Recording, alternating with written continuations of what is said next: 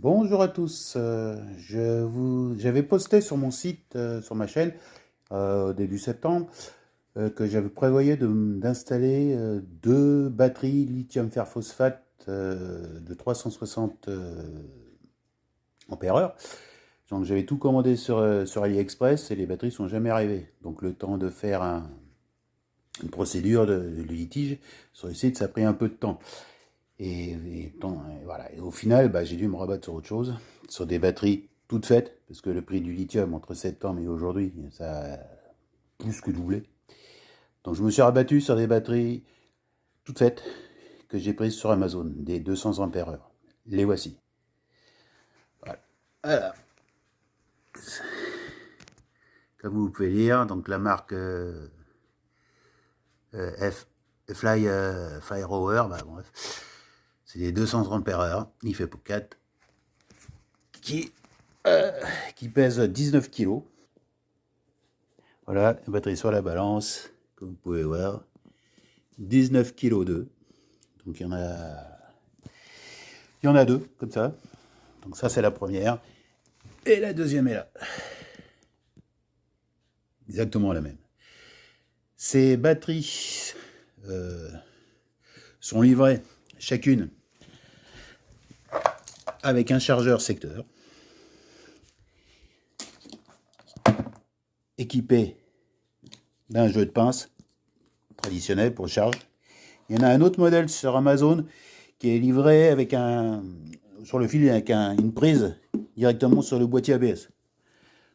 J'ai préféré prendre ça là parce qu'elle coûtait 10 balles de moins. Et elles sont livrées avec un jeu de câble. Ceci, ça doit être du 10 carré, ça fait 20 cm de long. La même chose ici, avec son chargeur secteur. Donc, ces batteries, elles vont servir à remplacer 4 batteries dans ma caravane. Je vais vous montrer ça de suite. Donc, les batteries, celle-ci, c'est une batterie de voiture de 60 ampères-heure qui servait essentiellement pour alimenter l'aide à la manœuvre de cette caravane. Dans le boîtier, ici, c'est un enduro. Donc là, au fond, on voit pas bien, mais là, il y a le sectionneur, le coupe batterie, quoi, qui sert à alimenter donc cette batterie sert juste à alimenter l'aide à la manœuvre. Il y a ensuite deux autres batteries. Voilà, ici c'est les batteries de voiture aussi. Deux batteries de 90 ampères-heure en parallèle, gérées par un boîtier NDS eManager. Ça c'est juste un disjoncteur de batterie pour la batterie. Et il y a également ici une batterie gel de GM, pardon, je sais plus combien elle fait une centaine d'ampères-heure. Et à côté, il y a juste un onduleur. Donc tout ça, il y a un boîtier qui sera ici. Ça, c'est l'écran du boîtier NDS eManager. On voit pas grand chose ici sur la photo vidéo. Ça, c'est les écrans pour les boîtiers MPPT. Ici, il y a un régulateur MPPT de 40 ampères qui reste. Ici, il y a un régulateur MPPT 20 ampères qui sert juste pour recharger la batterie de l'aide à la manœuvre. Donc lui, il va sauter. Sur le toit, j'ai deux panneaux solaires de 130 watts qui vont virer aussi, qui servent donc pour la batterie de 60 ampères. Donc c'est cet écran-là, il saute avec ce régulateur-là. Il saute, ça va faire de la place. L'écran, il saute, c'est l'écran du NDS eManager. Il saute aussi parce que le NDS eManager ne sait pas gérer les batteries lithium.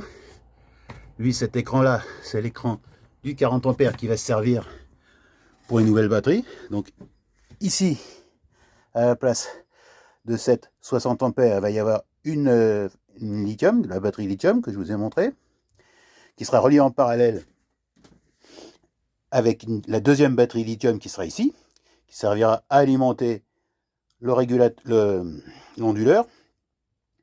Et les deux batteries seront reliées en parallèle et seront gérées par un petit boîtier ici, un compteur de Coulomb, tout bête, ici de 350 ampères. Donc, voilà, tout sera géré ensemble. Mais donc, il faut décabler toute l'installation actuelle, hein, et remettre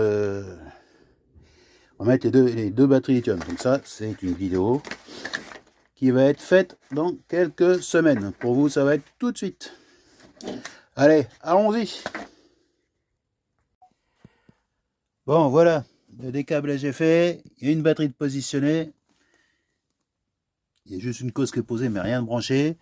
Ça normalement, ces câbles-là, je pense que c'est les câbles qui viennent de la prise d'attelage, qui sont à rebrancher. Il faut tester d'abord. Ici, l'autre batterie, elle est présentée avec les cosses plus et moins.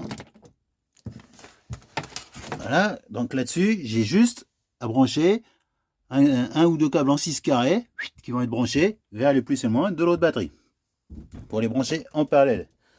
Et ensuite, tout a été viré. Ça, c'est l'affichage du régulateur solaire qui est ici, le MPPT 40 ampères. Et voilà, tout le reste c'est viré. Donc, voilà, donc la prochaine vidéo, ça sera le recablage complet. Voilà, à toutes.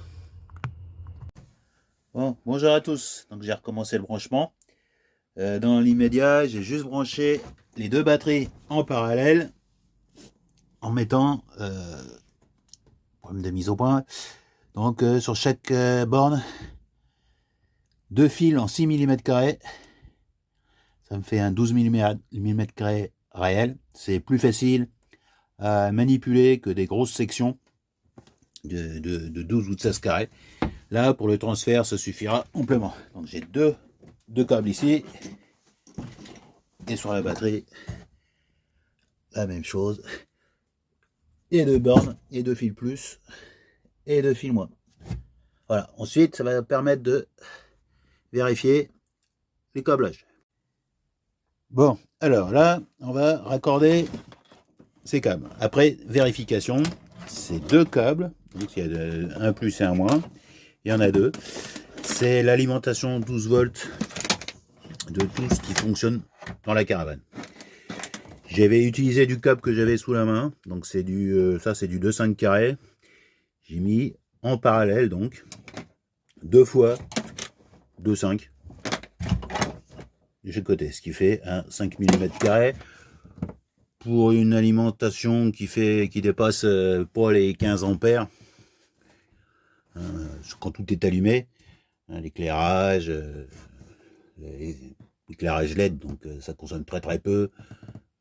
Les pompes les pompes à eau, les toilettes, avec bon, ça consomme 3 fois rien, quoi.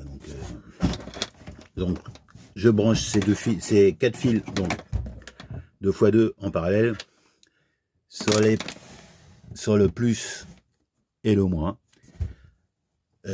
et tout fonctionne. Donc soit je monte un fusible général, mais ça va protéger que le bout de fil, parce que de toute façon ça arrive dans le boîtier fusible général de la caravane qui donc protège chaque circuit avec un fusible.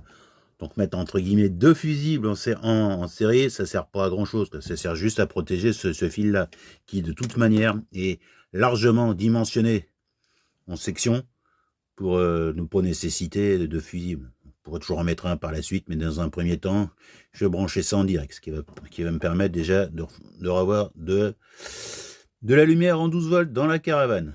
Bon, je branche ça et je vous montre. Bon, alors, là, c'est raccordement du convertisseur et début du branchement du boîtier de gestion d'alimentation. Donc ces deux câbles là, c'est du 35 carré que j'ai peut-être changé avec le négatif ici. Ça, c'est ce qui provient du convertisseur qui se trouve, je sais pas si vous allez le voir, je vais mettre le flash.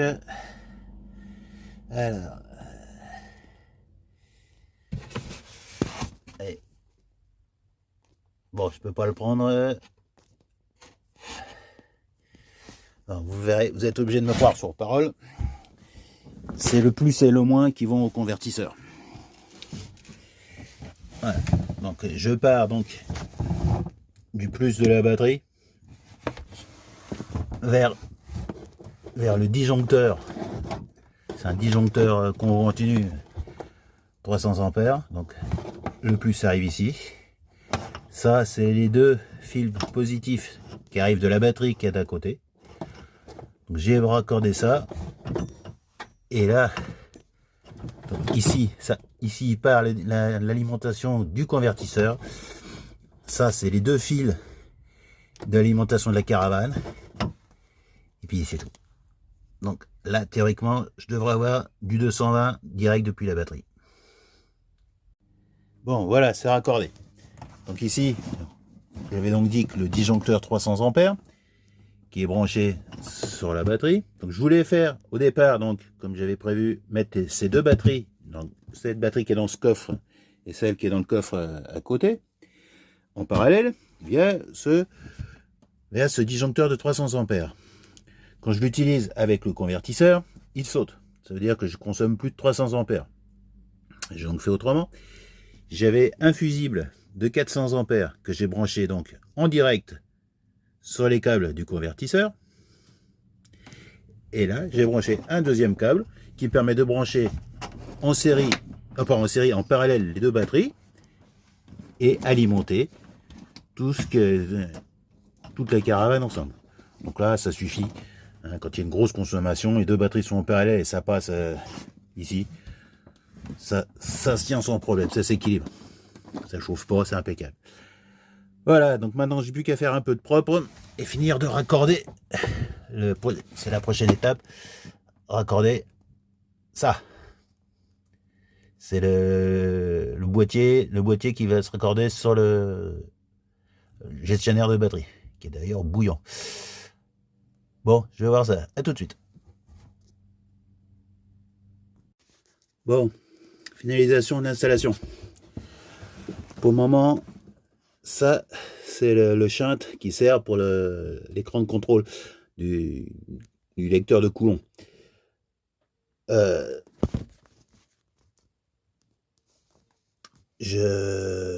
problème, c'est ce câble de liaison, ce câble vidéo. Hop. Ce compteur qui fonctionne. Mais il fait 1 mètre de long, donc ça pose le problème de savoir où on le met.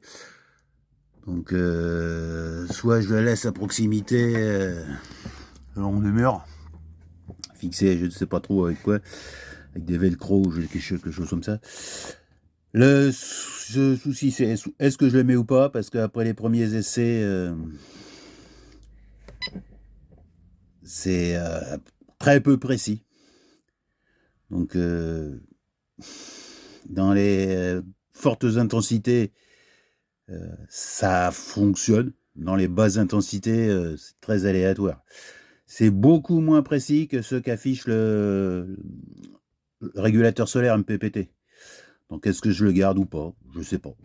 Pour le câble de liaison, bah, j'ai acheté de quoi de prolonger. Donc ça, c'est en attente. Mais sinon, l'installation fonctionne. J'ai besoin de faire un peu du tri là-dedans, du rangement, et l'installation sera pas pleinement fonctionnelle. Donc j'ai les deux batteries de 200 ampères en lithium. Et voilà ce que m'affiche.